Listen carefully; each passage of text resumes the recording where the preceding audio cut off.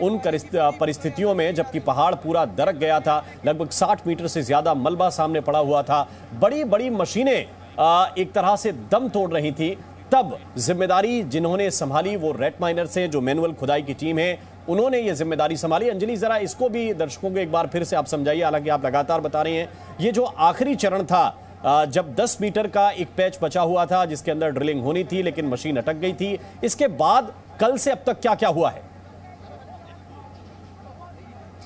जी देखिए, बिल्कुल ये बहुत दिलचस्प बात भी है, बहुत दिलचस्प तस्वीर भी है कि किस तरह से हमने इस पूरे रेस्क्यू ऑपरेशन में एक से बढ़कर एक टेक्नोलॉजी का इस्तेमाल होते हुए देखा है। लेकिन आखिरी में देखिए, जैसा कहा जाता है भारतीयों के लिए कि हम किसी ना किसी जुगाड़ पर काम कर ही लेते हैं, तो आखिरी में हमने अपनी देसी तकनीक का इस्तेमाल भी किया कि कैसे फावड़े और छेनी के जरिए लोग जो मलबा है उसको खोदने का काम किया गया। तो जहाँ शुरुआत में मदद पूरी तरह से तकनीक की ली गई, लोगों तक पहुँचने के लिए, उनसे बात करने के लिए बड़ी बड़ी मशीनें यहाँ पर बुलाई गई, और उसके साथ ही जब एक बार दिखा कि अब ब्रेक थ्रू मिलने वाला है और अब मशीनों पर नहीं मैनुअल मोड पर चले जाना चाहिए, तो उन लोगों को उतारा गया मैदान में, उन रैट माइनर्स को जो पूरी तरह से प्रशिक्षित हैं इस काम को करने में। हाथ से ही सही इस पूरे मलबे को हटा कर उसको बाहर निकालना तकरीबन 45 से 49 मीटर के पाइप के जरिए, वो प्रक्रिया आसान नहीं थी। और देखिए यहाँ पर मेडिकल टीम भी जो है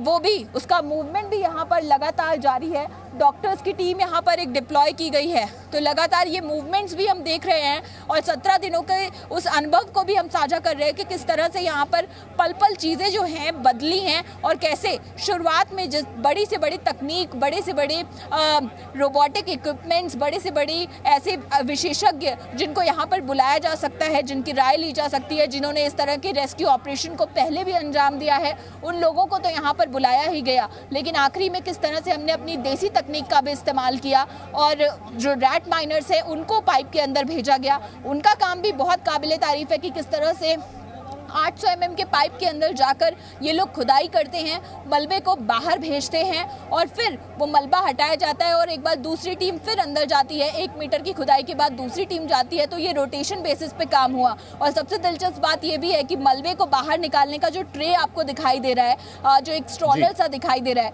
वो भी यही ऑन स्पॉट इनोवेशन था जो यहाँ पर रेस्क्यू टीम में लगे लोगों ने उस चीज़ को बनाया कि इसके जरिए मलबा निकालना बाहर आसान होगा। तो देखिए ये इनोवेशन जो है यहाँ पर कई सारी हुई हैं, तो ये भी एक अलग तजुर्बा है इस पूरे रेस्क्यू ऑपरेशन का। जी बिल्कुल, और एक रेस्क्यू ऑपरेशन अगले रेस्क्यू ऑपरेशन में मदद करता है। कभी इस तरह की परिस्थिति बनी तो ये टीम पूरी तरह से तैयार होगी। इन सबके बीच जो मेडिकल टीम है उसकी मूवमेंट आपको दिखा रहे हैं। मेडिकल टीम के जो सदस्य हैं वो भी सुरंग के अंदर जा रहे हैं। जाहिर बात है कि जब मजदूर लगभग 17 दिन के बाद उस अंधेरे से, जहां पर सूरज की रोशनी नहीं पहुंच रही, दोनों तरफ से रास्ता ब्लॉक है, उस जगह पर फंसे हुए हैं, तो स्वाभाविक रूप से उन्हें जरूरत होगी प्राथमिक उपचार की और विशेष रूप से इंस्पेक्शन की। डॉक्टर जो है वो परीक्षण करेंगे कि उनका स्वास्थ्य किस तरह का है, उनको क्या क्या खाने में दिया जा सकता है, क्या क्या सुविधाएं आगे दी जा सकती हैं, आगे इलाज की ज़रूरत तो नहीं है। इसीलिए मेडिकल टीम वहां पर पहले से मौजूद है जो उनके स्वास्थ्य का परीक्षण करेगी। और इसके साथ साथ जो विशेष रूप से अंजलि बता रही हैं कि रेट माइनर्स ने जिस तरह से काम किया है वो काबिले तारीफ है,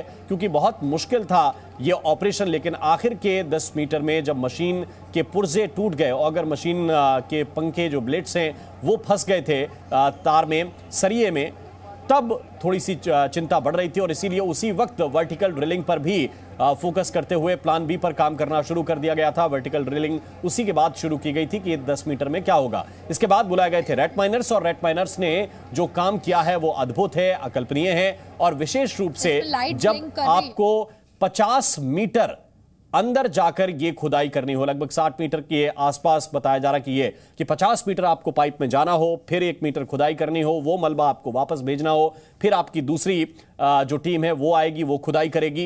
ये बहुत ही जटिल और मुश्किल काम था, लेकिन बहुत सीमित वक्त में, बहुत ही कम समय में इस टीम ने इस काम को अंजाम तक पहुंचाया और उसी की वजह से ये घड़ी कुछ ही वक्त के बाद आने वाली है कि वो तमाम मजदूर सकुशल बाहर निकलेंगे। इंतजामात इस वक्त हम आपको लाइव दिखा रहे हैं और ये भी बता रहे हैं कि अगर हौसला हो तो कोई भी लक्ष्य प्राप्त किया जा सकता है। ये बहुत ही मुश्किल एक रेस्क्यू ऑपरेशन था जिसको अलग अलग एजेंसियों ने समन्वय के साथ काम करते हुए पूरा किया है। तो ये तस्वीरें इस वक्त आपके सामने हैं। एक गाड़ी देखिए अंदर भी पहुंची है, वहां की मूवमेंट भी आपको हम दिखा रहे हैं। एनडीआरएफ की टीम पहले से मौजूद है, अलग अलग एजेंसियों के जो अधिकारी हैं वो पहले से मौजूद हैं। मुख्यमंत्री पुष्कर सिंह धामी वहां पहुंचे हैं, केंद्रीय मंत्री वीके सिंह वहां पर मौजूद हैं। इसके अलावा पीएमओ के अधिकारी वहां मौजूद हैं। उत्तराखंड सरकार के अधिकारी पहले से कमान संभाले हुए हैं, हर दिन ब्रीफ भी कर रहे थे कि किस तरह से ये रेस्क्यू ऑपरेशन आगे चल रहा है। और विशेष रूप से ये देखिए डॉक्टर्स की टीम वहां पर पहुंची हुई है। और इन तस्वीरों में जो हम आपको दिखा रहे हैं, ये एम्बुलेंस जो बाहर की तरफ खड़ी हुई है कि अगर जरूरत महसूस हुई तो तत्काल अच्छे हॉस्पिटल में वहां पर पहुंचाया जाएगा। और इनकी संख्या भी आप देख सकते हैं इस तस्वीर के जरिए जो हम दिखा रहे हैं आपको। लगभग 10 एम्बुलेंस आपको एक फ्रेम में ही नजर आ जाएंगी। इसके आगे पीछे भी कुछ गाड़ियां खड़ी हुई हैं, तो एक फ्रेम में आप लगभग 10 एम्बुलेंस को इस वक्त देख सकते हैं। यानी कि व्यवस्था पूरी है। लगभग 41 मजदूर अंदर फंसे हुए हैं और उन 41 मजदूरों को निकालने के लिए रेस्क्यू ऑपरेशन चल रहा था, अंतिम चरण में है। अंदर से खबर ये आ रही है कि रेस्क्यू लगभग पूरा हो गया है। कुछ ही वक्त के बाद मजदूरों को बाहर निकाला जाएगा, उससे पहले जरूरी इंतजाम प्रशासन की तरफ से किए जा रहे हैं। मुख्यमंत्री पुष्कर सिंह धामी अंदर पहुंच गए हैं, केंद्रीय मंत्री वीके सिंह वहां पर मौजूद है, पूरी टीम वहां पर मौजूद है और अब आखिरी चरण में मजदूरों को निकालने का काम चल रहा है। और ये देखिए, ये जो अंदर की तस्वीर इस वक्त हम आपको दिखा रहे हैं, ये गाड़ी पीछे की तरफ जा रही है, टनल में जा रही है। इस वक्त ड्राइवर इसको बैक करते हुए, साथ में एनडीआरएफ के जवान भी आपको गाड़ी के दोनों तरफ नजर आ रहे होंगे। संभवतः कुछ हलचल अंदर हो रही है और ये देखिए किस तरह से जो वर्कर्स हैं वो भी अंदर लगे हुए हैं। और ये ऑपरेशन पिछले 17 दिन से चल रहा था।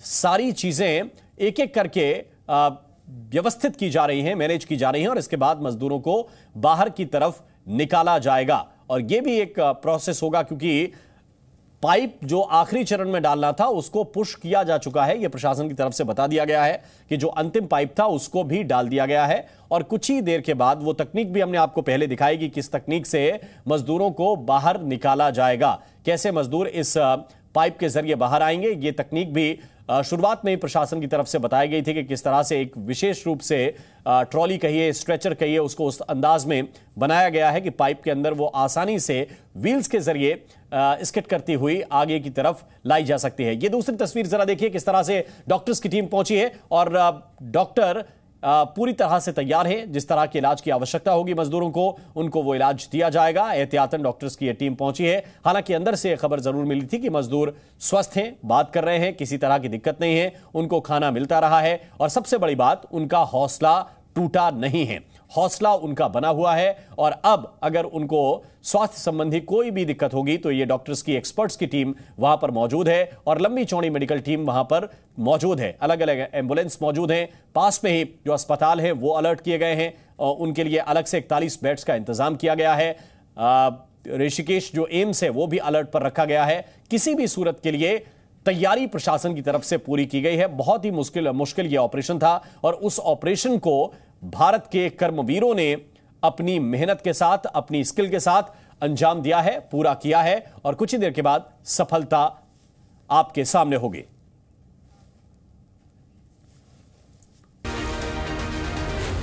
Zee News.